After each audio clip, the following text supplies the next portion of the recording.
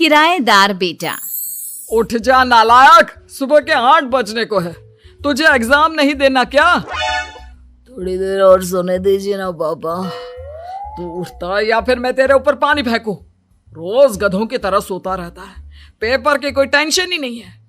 और एक हमारा समय था जब हम पेपर में फेल होने के डर से रात भर पढ़ा करते थे, सो ही नहीं पाते थे। तो क्या आप उसका बदला मुझसे लेंगे? मैं 15 मिनट बाद उठ जाऊंगा, आप प्लीज जाइए, मुझे डिस्टर्ब मत कीजिए। इतना कहकर रौनक रजाई ढककर फिर से सो जाता है। तू वैसे नहीं मानेगा, रुक मैं अभी पानी लेकर आता हूं। बस फिर क्या था, इतना कहकर वो भागते हुए बाथरूम में जाते हैं और पानी की एक बड़ी सी बाल्टी लाकर रौनक के ऊपर फेंक देते हैं। पानी पड़ते ही रौनक झट से उठ जाता है। ये आपने क्या किया पापा? अब तू उठेगा नहीं तो यही करना पड़ेगा ना। वैसे थैंक्स डैड, आपके कारण ना अब मुझे नहाने की भी जरूरत नहीं पड़ेगी। चलिए अब आप माँ से बोलकर मेरे कपड़े निकलवा दीजिए, तब तक मैं ब्रश कर लेता हूँ। वैसे कल ना आप एक काम और करना, नहलाने के साथ साथ मुझे ब्रश भी करवा देना। ये ब्रश करने में ना मुझे बहुत आलस आता है। रौनक की बातों से अरविंद का मुंह खुला का खुला रह जाता है। वो अपनी पत्नी कमला के पास जाता है और रौनक की हरकतों के बारे में बताता है, जिसे सुन उसकी पत्नी हंसने लगती है। तुम अपने बेटे को समझाने के बजाय हंस रही हो। रौनक बच्चा है, धीरे धीरे सुधर जाएगा, आप क्यों उसके पीछे पड़े रहते हो? अभी नहीं सुधरेगा तो कब सुधरेगा? 10वीं क्लास में है रौनक, वो अब कोई बच्चा नहीं रहा। अरविंद की इतना बोलते ही वहां रौनक भी आ जाता है। क्या डैड, मैंने आपको एक काम दिया था, वो भी नहीं हुआ आपसे। अरे क्या हुआ बेटा? माँ, मैंने डैड से बोला था कि वो आपको बोलकर मेरे स्कूल की यूनिफॉर्म निकाल दे, लेकिन मेरे पीछे पड़ने के अलावा इनसे एक काम ढंग से नहीं होता। देख रही हो कमला, देख रही हो अपने लाडले को? अरे आप चुप रहिए जी। चलो बेटा, मैं तुम्हें कपड़े निकाल कर दे देती हूँ। बस ऐसे ही साल पर साल बीतते जाते हैं, लेकिन रौनक के रवैये में कोई बदलाव नहीं आता। वो पहले से भी ज्यादा आलसी और पूरी तरह अपने माता पिता पर निर्भर हो जाता है। 2 साल बाद पता नहीं कहाँ गायब रहता है पूरे दिन, अब तक तो आ जाना चाहिए था। अरे आप इतनी फिक्र क्यों कर रहे हैं उसकी? दोस्तों के साथ खेल रहा होगा, आ जाएगा अभी। ये कोई टाइम है खेलने का? 10 बजने वाले हैं, इतनी रात में कौन खेलता है? कमला कुछ कहती उससे पहले ही रौनक वहां आ जाता है। मम्मी जल्दी से खाना लगा दो, बहुत भूख लग रही है। तुम्हें तब तक खाना नहीं मिलेगा जब तक तुम बता नहीं देते कि इतनी रात गए कहां से आ रहे हो। ओ प्लीज डैड, अब आप एसी पे प्रद्युमन बनकर मेरे सर पर बंदूक लेकर मत बैठ जाना। अपनी फालतू की बकवास बंद कर और बता कहां से आ रहा है। माँ अब समझाइए ना डैड को। बता देना बेटा, इनको भी तसल्ली हो जाएगी। आप बोल रही हैं तो बता देता हूँ, मैं दोस्तों के साथ मूवी देखने गया था, इसलिए देर हो गई। तो इन सब चीजों में मेरे पैसे उड़ाता है? कभी 1 रुपया कमाने के बारे में सोचा है तूने? जब देखो हवा की तरह पैसे उड़ाता रहता है। माँ अब आप इन्हें चुप करा दीजिए, वरना ना मुझे गुस्सा आ जाएगा। अच्छा क्या कर लेगा? बता ना क्या कर लेगा तू? वैसे बात तो ठीक ही है, मैं कर ही क्या सकता हूँ, पैसे तो फिर भी मैं आपसे ही मांगूंगा ना। चलिए अब ये सब बात छोड़िए और मम्मी मेरे लिए खाना लगा दीजिए। अभी लगा देती हूँ बेटा। मैं बता रहा हूँ कमला, एक दिन ये ऐसे ही बिगड़ जाएगा। उफ़ो, आप क्यों इतना पीछे पड़े रहते हो मेरे बच्चे के? बात की बाद में देखेंगे, अभी आप शांति से उसे खाना खाने देंगे। अगले दिन, डैडी मुझे 10,000 रुपए चाहिए। हाँ? अब इतने पैसे क्यों चाहिए तुझे? डैड आप बिना सवाल किए कभी पैसे नहीं दे सकते क्या? जब तक तू बताएगा नहीं तुझे पैसे भी नहीं मिलेंगे। अरे अब आप अपने बेटे को पैसे भी नहीं दे सकते? नालायक, तेरी उम्र के लोग नौकरी करते हैं और एक तू है जो नौकरी करने का नाम ही नहीं लेता कभी। आप लोगों के होते हुए भला मैं नौकरी क्यों करूं? अरे हम कब तक पैसे देंगे तुझे? तुझे भी तो अपने पैरों पर खड़ा होना होगा ना। कौन सा उधार के पैरों पर खड़ा हूं? अपने ही तो पैरों पर खड़ा हूं मैं। इसी तरह रौनक दिन प्रतिदिन लापरवाह होता जाता है। उसकी लापरवाही को देखते हुए अरविंद और कमला अपने बेटे की शादी कराने का फैसला लेते हैं और 1 महीने के अंदर अंदर ही रौनक की शादी मेघा नाम की लड़की से करा देते हैं। शादी के कुछ दिन बाद, रौनक, मुझे एक अच्छी सी साड़ी चाहिए, आप ला दोगे ना? हाँ, क्यों नहीं। कितने तक की आती है साड़ी? यही करीब 5,000 तक की। तुम चिंता मत करो, मैं आज ही डैडी से पैसे मांगकर तुम्हारे लिए साड़ी ले आऊंगा। आप कब तक ऐसे ही अपने पापा से पैसे मांगते रहेंगी? कोई अच्छी सी नौकरी क्यों नहीं कर लेते आप?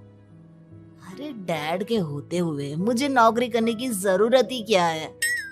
पर आप ऐसे कब तक उनसे पैसे मांगते रहेंगे?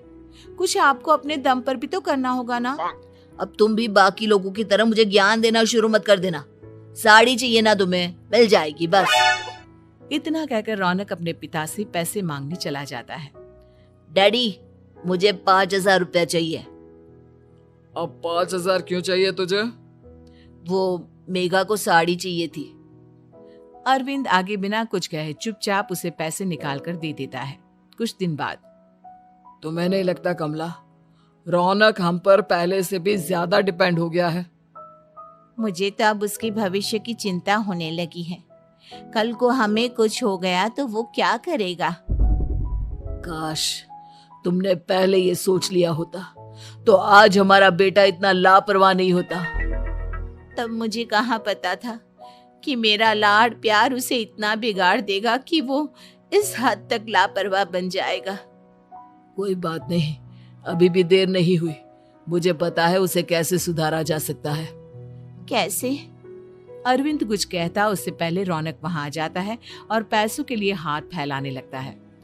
डैड, मैं और मेघा बाहर घूमने जाना चाहते हैं। अरे वाह, ये आज सूरज कहाँ से निकला है?